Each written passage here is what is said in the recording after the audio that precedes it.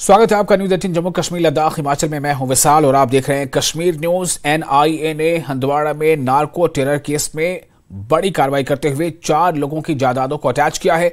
करोड़ों रुपए मालियत की जायदादों को अटैच किया गया है। NIA ने हंदवाड़ा तहसील में मुख्तलिफ मकामात पर छापे डाले हैं, जिसके नतीजे में मुख्तलिफ मकामात पर 4 लोगों की जायदादों को अटैच किया गया और रिहायशी मकानों के साथ साथ जमीनों को भी अटैच किया गया। इस मौके पर NIA ने मकानों पर बोर्ड चस्पा किए। इस केस में पहले ही कई अफराद की गिरफ्तारी और भारी मकदार में रकूमात जब्त की गई हैं। वाज़ेह रहे कि इससे पहले भी NIA ने कुपवाड़ा में मुख्तलिफ जगहों पर छापे मारे और दहशतगर्द सरगर्मियों में मुलव्विस लोगों की जायदादों को अटैच किया है।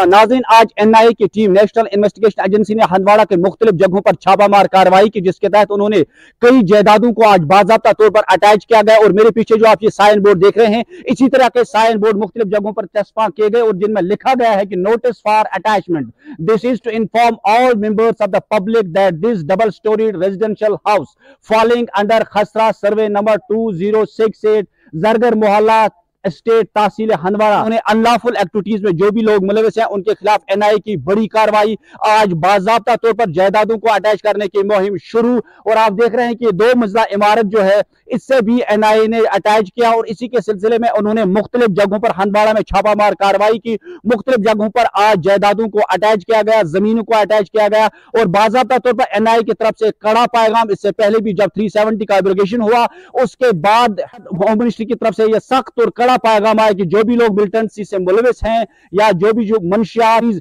नार्को टेरर एक्टिविटीज में मुलविस हैं उनके खिलाफ कड़ी कार्रवाई होगी। और इसी सिलसिले की कड़ी के बतौर आज NIA की टीम हंदवाड़ा में मौजूद सवेरे से ही उन्होंने मुख्तलिफ जगहों पर छापामार कार्रवाई की। उनके साथ जम्मू कश्मीर पुलिस और CRPF के जवान भी थे। NIA की बड़ी कार्रवाई है आज हंदवाड़ा में, तो इससे साफ जाहिर हो रहा है कि आने वाले वक्त में जो भी लोग मिलिटेंसी या मंशियात या नार्को टेरर एक्टिविटीज में मुलविस हैं उनके खिलाफ मुहिम जारी रहेगी। इससे पहले भी NIA ने कुपवाड़ा समेत जम्मू कश्मीर के मुख्तलिफ इलाकों में इस तरह की कार्रवाइयां अंजाम दी और आज एक बार फिर हंदवाड़ा के इस इलाके में मुख्तलिफ जगहों पर NIA की बड़ी कार्रवाइयां, जायदादों को किया गया अटैच। नेटवर्क 18 के लिए हंदवाड़ा से मैं याहिया सुल्तान।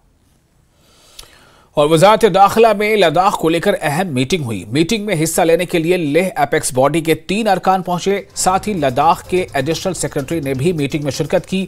लद्दाख को लेकर बनाई गई सब कमेटी की यह पहली मीटिंग थी। मीटिंग में एपेक्स बॉडी और KDA के मुतालबात, लद्दाख को मुकम्मल रियासत का दर्जा देने और 6ठे शेड्यूल में जिसमें इस लोगों के मुतालबात भी शामिल हैं, सर्विस कमीशन के मुतालबात पर बातचीत हुई और लद्दाख को मिल सकता है सर्विसेज सिलेक्शन बोर्ड। साथ ही अरुणाचल प्रदेश की तरह लद्दाख के लोगों को 80% रिजर्वेशन नौकरियों में मिल सकता है। मीटिंग में शामिल होने वाले लीडरान से बातचीत की हमारे नुमाइंदे खुर्रम शहजाद ने। होम मिनिस्ट्री में आज लद्दाख को लेकर अहम मीटिंग हुई है। ज्यादा बातचीत के लिए हमारे साथ हैं नेशनल कॉन्फ्रेंस के सीनियर लीडर कमर अली आखून साहब। आज कौन कौन से वो मौजू रहे, इश्यूज रहे जिन पर आपकी चर्चा हुई, बातचीत हुई है? देखिए, हम लोग जो है, क्योंकि पहले जो हमारा मीटिंग हुआ ये हाई पावर कमेटी के साथ जो है, फिर वहाँ पे जो है पूरा तरह से मेंबरों ने जो बात को रखी, तो अल्टीमेटली ये होगा कि आप लोग जो डिस्कस हम करेंगे, छोटा सा कमेटी कहते हैं, सब कमेटी जो है बनाने की जो है वो एक फैसला लिया। उस कमेटी के अंदर जो है फिर हमारा जो एपेक्स बॉडी के 3 मेंबर और KDA के भी 3 मेंबर जो है इसमें शामिल थे और बाकी होम मिनिस्ट्री के जो है ऑफिशियल जो है मौजूद थे। आज की मीटिंग की बात करूँ तो ये मीटिंग आज फिक्स थी।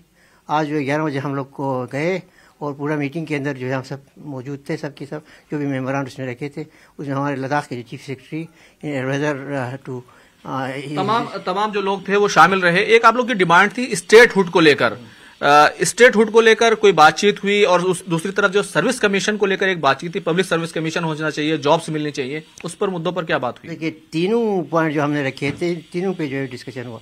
पूरे थर्ड एंड में पूरा तफासिल से जो हमने बात की, चाहे KDA के मेम्बरान हो और या एपेक्स बॉडी के मेम्बरान हो, उन्होंने भी बात रखी। जो ऑफिशियल थे हमारे होम मिनिस्ट्री के जो है, पूरा आज जो है मैं समझता हूँ कि ये जो आज का मीटिंग था ये पॉजिटिव रिस्पांस था और जो पॉजिटिव वे जो है हमारी डिस्कशन चली, चाहे आपके स्टेटहुड की बात हो, चाहे आपके जो है 6 शेड्यूल की बात हो और या पब्लिक सर्विस की बात हो।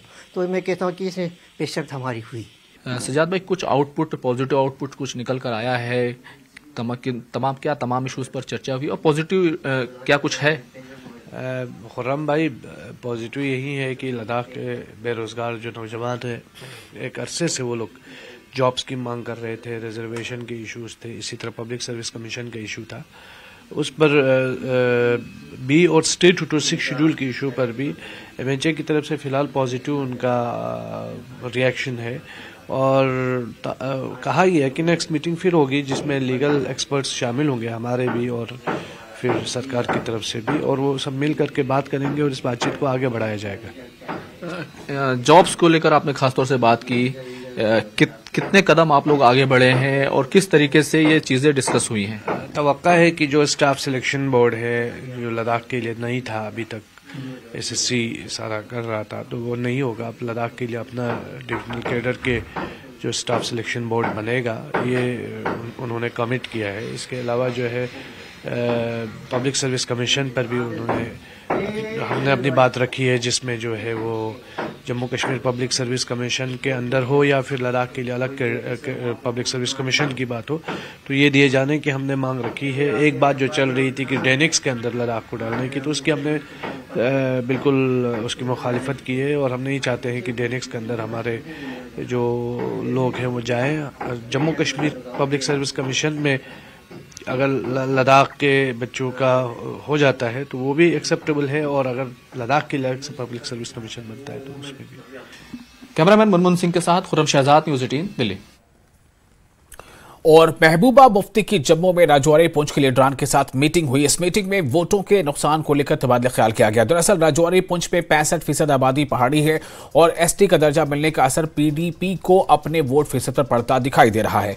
इसीलिए महबूबा मुफ्ती घबराई हुई दिखाई दे रही है और इस मीटिंग में हाजी अब्दुल हमीद चौधरी नायब सदर, Amrik Singh Raina general secretary, advocate MR Qureshi साबिक MLC और campaign committee incharge Anantnag Poonch पालवानी seat master Tasadduq Hussain, advocate Maroof Khan, advocate Javed Chaudhary ने शिरकत की। इम्तियाज पांडे, शमीम गनाई जिला सदर पुंछ, इकबाल शाह जिला सदर Rajouri, advocate Shaukat Chaudhary, Nadeem Khan, DDC Manohar Singh, Anjum Mirza, Tazeem Dar, advocate Syed Majid Shah general secretary youth Pir Panjal और दीगर मौजूद रहे। जम्मू कश्मीर में बीजेपी के सदर रविंद्र रैना ने महबूबा मुफ्ती की राजौरी और पुंछ के गुजर और बकरवाल लीडरों से मुलाकात पर रद्द-ए-अमल जाहिर किया है और कहा है कि महबूबा मुफ्ती ने गुजर बकरवाल और दीगर की मुदाखलत यानी उनकी मफादात के खिलाफ काम किया है। क्योंकि बीजेपी ने तमाम बिरादरियों की तरक्की के लिए काम किया है, बीजेपी जम्मू कश्मीर और लद्दाख की तमाम 6 सीटों पर इलेक्शन लड़ेगी, उनका ऐसा कहना था। हमारे सियासी बड़ी शख्सियत के जो मालिक हैं वो भारतीय जनता पार्टी में शामिल हो रहे हैं। गुजर बकरवाल कबीले के लोग, कश्मीरी लोग, डोगरा लोग, हर तबके से आज भारतीय जनता पार्टी में ज़बरदस्त ज्वाइनिंग हो रही है। जनाब मोहम्मद रफ़ीक शाह साहब जो एक जानी मानी सियासी शख्सियत के मालिक हैं, उन्होंने आज बीजेपी का दामन थामा है। जनाब मोहम्मद अयूब पहलवान साहब ने बीजेपी का दामन थामा है अपने साथियों के साथ। और इसके साथ साथ आप देख रहे हैं सरपंचीज, पंचीज, DDC, BDCs, और वो चाहे पहाड़ी कबीले के हों, गुजर बकरवाल हों, गद्दी CP हों, कश्मीरी हों या डोगरा हों, सब बीजेपी में शामिल हो रहे हैं। क्योंकि मोदी साहब का नारा है सबकी खिदमत करना, सबका ख्याल रखना, सबको एतमाद में लेके काम करना और सबका दिल जीतना। और मोदी साहब ने लोगों के दिल जीते हैं। जो काम किया है गरीबों, मस्कीनों, ज़ईफ़ों की जो मदद मोदी साहब ने की है, ये उसी का नतीजा। और जम्मू कश्मीर नेशनल कॉन्फ्रेंस के एडिशनल जनरल सेक्रेटरी मुस्तफ़ा कमाल ने एक मरतबा फिर मुतनाज़ा बयान देते हुए आर्टिकल 270 की मनसूखी पर रिलीज हुई फिल्म को बीजेपी का ड्रामा बताया है। उन्होंने कहा कि बीजेपी कुछ वोट हासिल करने के लिए झूठ फैला रही है और झूठ फैलाने का काम कर रही है। मुस्तफ़ा कमाल ने कहा कि फिल्म कश्मीर फाइल की तरह ये फिल्म भी बीजेपी का प्रोपेगेंडा है। मुस्तफ़ा कमाल ने देवेंद्र राणा और गुलाम नबी आज़ाद को भी झूठा करार दिया। मेरे साथ इस वक्त जुड़े हैं शेख मुस्तफ़ा कमाल, additional general secretary Jammu Kashmir national conference. Sir, news 18 से बात करने के लिए शुक्रिया। सबसे पहले सवाल मेरा ये है कि धारा 370 पर एक फिल्म आई है आर्टिकल 370, सिनेमा हॉलों में वो रिलीज़ हुई है और उसमें कहा गया है, उसको हिस्टोरिकल डिसीजन माना गया है जो इसकी रिवोकेशन हुई है धारा 370 की। कश्मीर फाइल्स के बाद ये एक और फिल्म है जिसको प्राइम मिनिस्टर ने खुद यहाँ रैली में भी अप्रिशिएट किया है। उन्होंने कहा कि मैंने सुना है कि ऐसी फिल्म रिलीज हुई है, उसको बड़ा अप्रिशिएट किया है। और कहीं ना कहीं बीजेपी इसको एक मतलब एक तरह से उछाल रही है, क्या कहेंगे? देखिए, जहां तक 370 का ताल्लुक है, इसको जिस तरीके से हटाया गया उस पे आपत्ति है नेशनल कॉन्फ्रेंस की। ये एक धारा संविधान में दर्ज है और 70 साल बीत गए जब इसको संविधान में शामिल किया गया, और जिस तरीके से इसको हटाया गया उस तरीके से जो डेमोक्रेसी है, डेमोक्रेसी पे एक कलंक लगा है। जिन लोगों के लिए ये था, जिन लोगों की लीडरशिप आपके पास मौजूद थी, जम्मू कश्मीर लद्दाख की लीडरशिप, कानो कान उनको खबर नहीं रखी। इसको आप हिस्टोरिक मानते हैं? पार्लियामेंट में जिस दिन पेश हुआ उस दिन तक भी कानो कान किसी को मालूम नहीं था, और जिस हिसाब से इसको पार्लियामेंट में रखा गया और पार्लियामेंट की मंजूरी हासिल की, वो तो मेरे ख्याल से 1 घंटे के अंदर अंदर मामला तय हो गया। इस जैसे हसास मामले में जो मेरी दानिश में है, इसमें कम से कम 7 दिन दिए जाते हैं बहस के लिए। बहस का मौका दिया ही नहीं, चर्चा हुई नहीं। जो वहां मेंबर पार्लियामेंट है हर पार्टी के, उनको मौका नहीं मिला अपनी बात रखने के लिए। और आज इसको, इस झूठ को सच बनाने के लिए अब इस पे रील बनने वाली है, फिल्म बन रही है। फिल्म बनाने की जरूरत क्या थी? इसको आप इतना क्यों घबरा रहे हैं? इतनी सफाई पेश करने की क्या जरूरत थी? क्योंकि मन में खोट है, बीजेपी के मन में खोट है।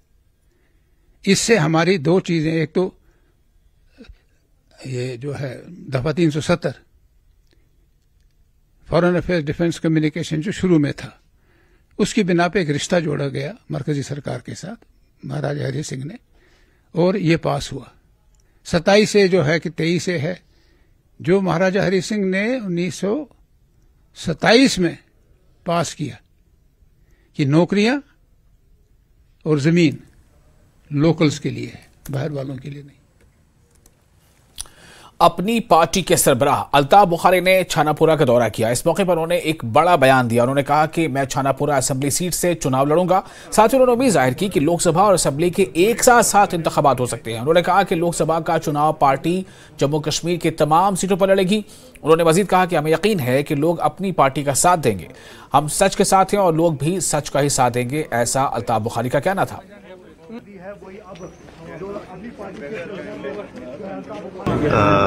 ये भी है कि शायद दोनों इलेक्शन इकट्ठे हो जाएं। उन्होंने कहा कि we are looking at the possibility कि असेंबली उसके साथ ही नामों का ऐलान होगा। हम भी तब तक इंतज़ार करेंगे, लेकिन मैं जम्मू कश्मीर के लोगों को यकीन दिलाना चाहता हूँ, ये पार्टी जो 2019 के बाद वजूद में आए, उन मुश्किल हालात में जब बहुत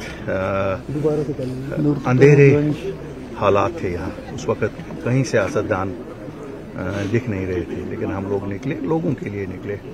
उस वक़्त निकलना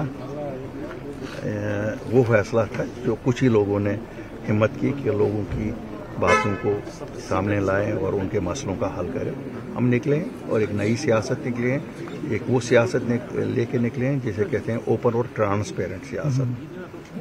मुझे यकीन है कि जम्मू कश्मीर के लोग हमें साथ देंगे और अल्लाह के फजल से अगर असेंबली के इलेक्शन भी हुए, नई सरकार अपनी पार्टी की होगी।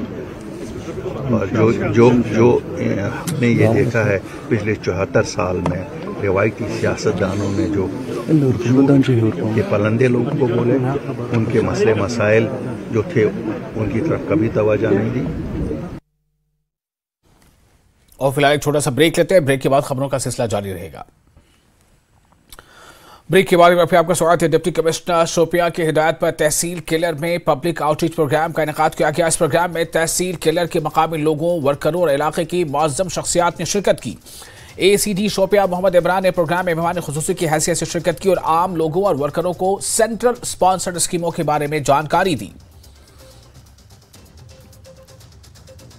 प्रोग्राम का ताल्लुक है, ये ऑनरेबल एलजी साहब का प्रोग्राम है। आज हम यहाँ पर डिप्टी कमिश्नर साहब शोपियान की हिदायत पर ब्लॉक केलर में आए हैं और यहाँ लोगों से बात की। तमाम पंचायतों से लोग यहाँ जमा हुए थे और हमने यहाँ पर जो सेंट्रल स्पॉन्सर्ड स्कीम्स हैं उनके बारे में लोगों को आगाह किया और खासकर जो आरडीडी की जो स्कीम्स हैं, एमजी नरेगा हुआ, PMAY हुआ, SPM हुआ, उसके मुतालिक जो है हमने लोगों से बात की और उनके मसाइल सुने। हमें खुशी हुई इस बात पर कि ब्लॉक केलर में जो है ये तमाम स्कीम्स जो हैं बड़ी अच्छी तरह।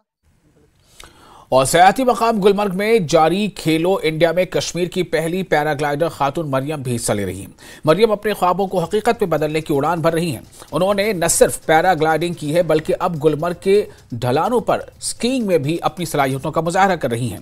पैराग्लाइडिंग के बाद मरियम ने इस बार खेलो इंडिया में हिस्सा लिया। इनके कोच महमूद का कहना है कि इनका सर फख्र से बुलंद है कि मरियम मुख्तलिफ मुकाबलों में अच्छा मुजाहरा कर रही हैं। मरियम ने वादी की लड़कियों को पैगाम दिया है कि वो पैराग्लाइडिंग और दीगर स्पोर्ट्स के मैदानों में आएं और अपनी सलाहियतों का मुजाहरा करके अपने नाम को तारीख के औराक में दर्ज करें। कोर्स किया था अक्टूबर में, बीर ब्लिंक्स है।